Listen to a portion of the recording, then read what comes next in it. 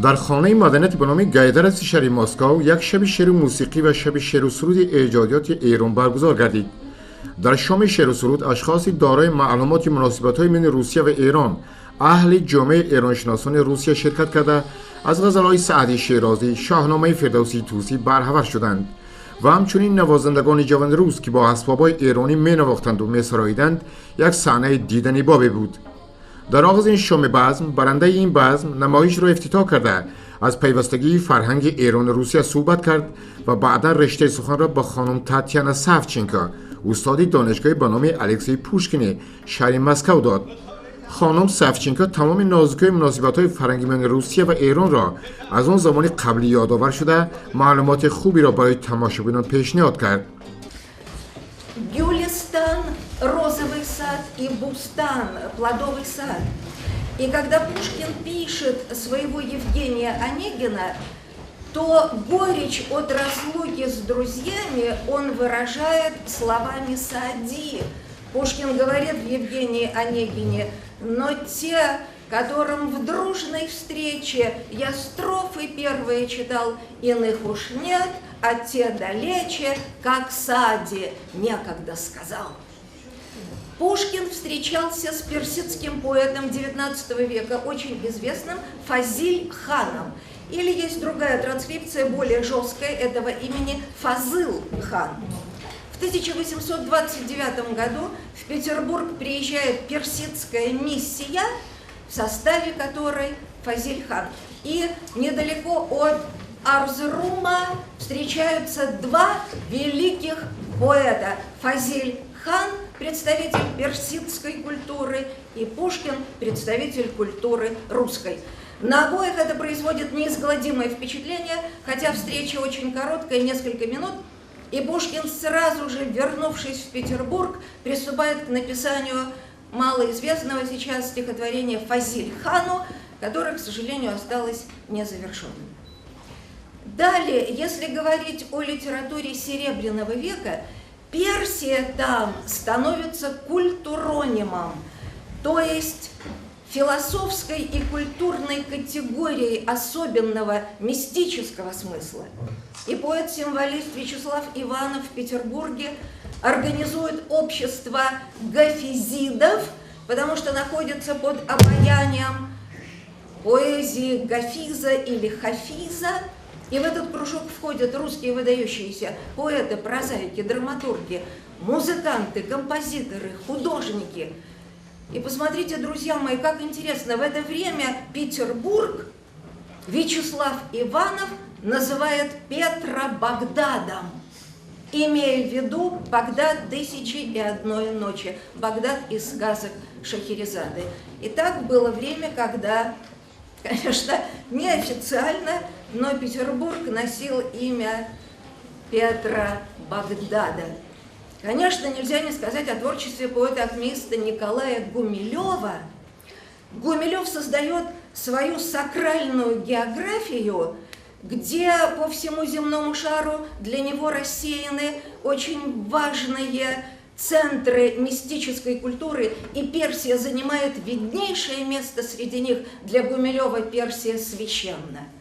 Гумилев, безусловно, ценит таких выдающихся персидских лириков, как Руми Джами, Низами Ганчеви, Абу Мухаммед Ильяс ибн Юсуф, Абу Абдаллах Джафар, Рудаки, но его сердце принадлежит Насири Хосрову, и под влиянием песни Насири Хосрова Гумилев пишет свою песню Дервиша, которая проложена по канве восточной поэзии с этими бесконечными повторениями. Вот это философия персидская у Гумилева, когда Гумилев говорит: «Соловьи на кипарисах, и над озером луна, камень черный, камень белый, много выпил я вина. Мне сейчас бутылка пела громче неба самого, мир лишь луч от лика друга, все иное тень его. Я бродяга и трущобник, непутевый человек. Все, чему я научился, все забыл теперь навек ради розовой усмешки и напева одного. Мир лишь луч от лика друга, все иное тень его».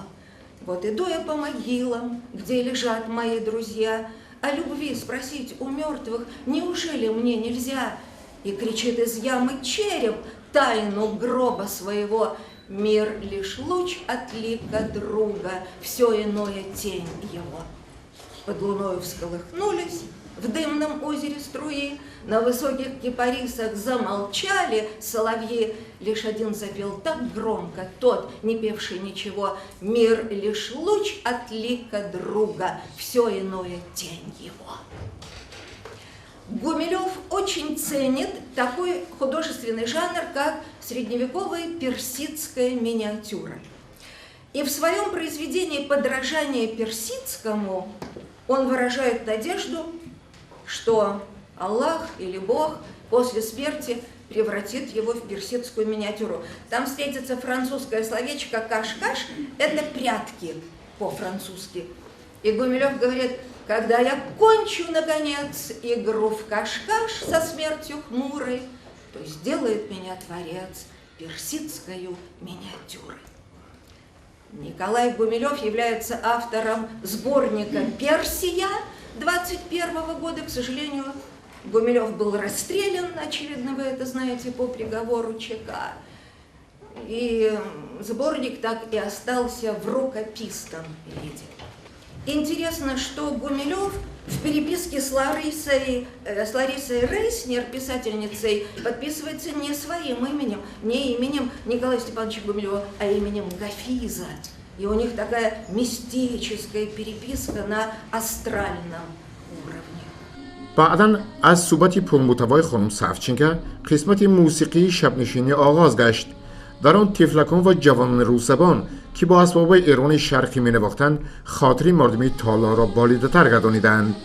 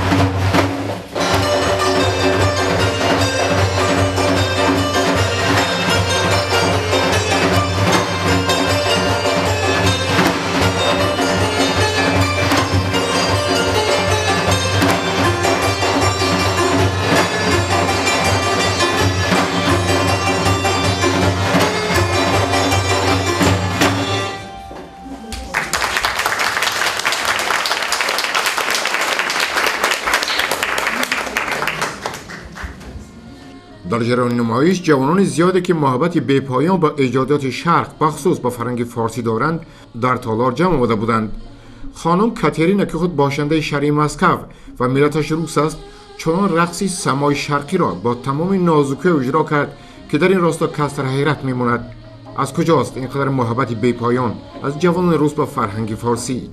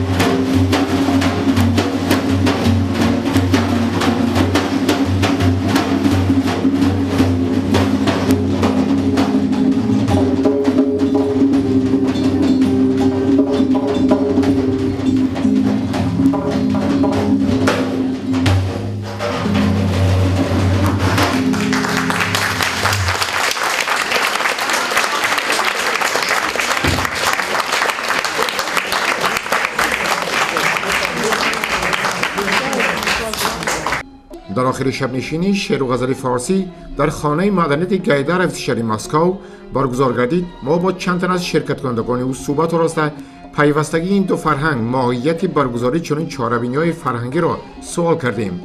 آقای حیدرشاه سردار بخش فرهنگی جمعیت افغان‌های مقیم روسیه و همچنین کارمندی رادیو گالاس روسیه چنین ابراز نظر کرد. بسم الله الرحمن الرحیم. در قدم اول میخوایم از سازماندهی این برنامه امروزی جهان سپاس بگویم، به خاطر که این خود یک ابتکار جدید است.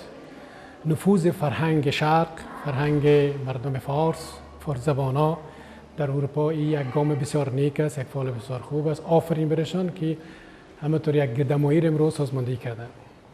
در قسمت ادبیات فارس، شما قسمی که خودتان میدانین، وقتی میگیم ادبیات فارس یعنی مردم فارس زبان، یعنی همه مردم ایران، افغانستان، تاجیکستان. اسمی که چرا زبان خود فارسی یا دریغ قبل بگویم بالای زبانهای دیگر تاثیر گذاشته، حتی بالای زبان عربی، زبان اردو و ساحه‌ای که به زبان دری تکلم میشه و تاثیر داره بسیار فراختر است از این قلمروی که فعلا مردم فارس زبان صحبت میکنه. چرا یک وقت تمدن وجود داشت، تمدن شرق در قرن 10 به اوج خود رسیده بود که در وقت شما تاریخ حتما خواندین و میفهمین که در وقت سلطان محمود زبان دری، فلسفه اسلام در زبان خود ادبیات بسیار رشد کرد. و امروز همین گردمایی که شده خودش یک گویندگی از این میکنه که چقدر ادبیات فارس قوی بوده با گذشت زمان، با وصفی که همین نوبسامانی هایی که فعلا در آسیای میانه هست ادبیات حفظ شده و حتی شاعرها و ادیبای روس تقلید کردن از ادبیات فارس، به خاطر که شعر فارسی شعر زندگی است، شعر روش زندگی است، شعر اخلاقی است و تاثیر خود گذاشته. شما ببینید که شعر سعدی حتی در قرارگاه ملل متحد به زبان‌های مختلف تحریر شده. وقتی که ما خوشبختانه که چانس با ما یاری کرد رفتم با آرامگاه رومی در ترکیه خودتان میفهمید که به زبان ترکی صحبت میکنن و خطشان خط فارسی یا خط عربی نیست و تمام دیوار به شعرهای خود رومی به زبان فارسی نوشته شده که بسیار یک لذت خاص داشت و با عبادت رومی حتی از کشورهای افریقایی و امریکا و اروپا خب بخی زیاد است، جمعا زیارت میکنن. چون در تالار تماشا شخصان دارای تخصص مختلفی بودند، ما از هر نفری که اصلا به فرهنگ شرق پیوستگی نداشت سوالی میکردیم که او چطور امروز به این نمایش آمده است. خانم اکاترینا میناسیان که اصلا بگوییم از فرهنگ شرقی یک نظر دور است و تخصص دیزاینری را دارد، در این راستا اینقدر صحبت جگری کرد. Просто потрясающий на самом деле был концерт, и я очень благодарна организаторам. Я сегодня слушала разных поэтов и разную музыку. В частности, у нас выступала наша подруга Тарагластян Кристина, которая просто поразительно рассказала свою часть. И вообще это очень здорово, потому как я архитектор и дизайнер, и для меня была также интересна выставка художественная, которая была представлена. И погружаешься в особую атмосферу, которая позволяет и вообще взгляд сменить на ежедневные будни, в которых мы погружаемся в свою работу, в какие-то свои дела. И я думаю, что это очень полезно, и очень счастлива, что я сегодня сюда попала. Как видите, у вас сходство какой в вашей профессии с этой музыкой, да? Вот, вы делаете руками, кто-то режет, делает, а это душой, как говорится. Да, совершенно верно. Некая толерантность, так. Вот как вы чувствуете? Был там разница, что вот это русское, это другой иранец, или ты что? Чувствовался ли? Я чувствовала другую культуру, но я почувствовала прям какую-то огромную пользу, когда ты погружаешься в нечто совершенно новое, и через это просто себе позволяешь получить какие-то ответы на свои ежедневные какие-то жизненные вопросы. И это на самом деле такое странное волшебство, которое я прям для себя поняла, что я не ожидала, что сегодня, придя сюда, я получу какие-то ответы на свои вопросы. آقای امیدادو که اصلا برگزار کننده این نمایش بوده و یک نقش مهمی را در این نمایش اجرا کرد، در صحبت بعد از نمایش گفت که هرچی بیشتر کوشش خواهد کرد که چنین نمایش‌ها در صحنه‌های مسکو و عکس آن در کشورش ایران روی صحنه بیارند. من خدا رو شکرگزارم. اول سلام میکنم خدمت شما، همچنین بینندگان محترم برنامه گنج پریشان. در وهله اول میخوام بگم که بسیار خوشحالم امروز اینکه تونستم حداقل فرهنگ ایران، فرهنگ افغانستان و فرهنگ تاجیکستان رو به ملت خوب و مهربان روسیه معرفی کنم و واقعا خوشحالم و امیدوارم بتونیم انشاءالله برنامه‌های بزرگتر و با کمک دوستان کارهای بهتری رو انجام بدیم. من تخصص اصلی خودم برگزاری کنسرت و نوازندگی هستش، ولی به این اعتقاد دارم که ادبیات و موسیقی ایران دو عنصر جدا ناپذیر هستند، یعنی موسیقی رو نمیتونیم از ادبیات جدا کنیم. خیلی خوشحالم که امروز تونستم ادبیات ایران، ادبیات نه که فقط منحصر به ایران باشه، چون میدونید ادبیات ایران مال هم تاجیکستان، هم مال افغانستان. ما شاعران مختلفی داریم که خیلی مشترک هستن. به طور مثال نظامی رو داریم، ما معرفی کردیم که نظامی مثلا از کجا بود؟ از آذربایجان بود، ولی نظامی به فارسی نوشته بود. به طور مثال عرض می‌کنم خدمتتون اینکه امروز خیلی خوشحالم، واقعا روحم خیلی خوبه که تونستیم شعرای ایرانی، شعرای تاجیک، شعرای آذربایجان رو حتی در قالب این شب شعر معرفی کنیم. نمایش با صدای موسیقی و شعر و سرود به پایان رسید. بیک روانی برای تلویزیون آسیای مرکزی از شهر مسکو.